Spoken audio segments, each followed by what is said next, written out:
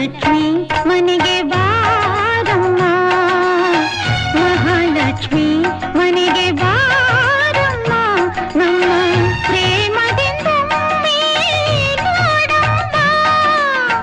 ಶುಕ್ರವಾರವು ಪೂಜಾ ಸಮಯವು, ಶುಕ್ರವಾರವು ಪೂಜಾ ಸಮಯವು, ನೀ ಬರದೆ ಸುಖ ಶಾಂತಿ ಕಾಣೆವು.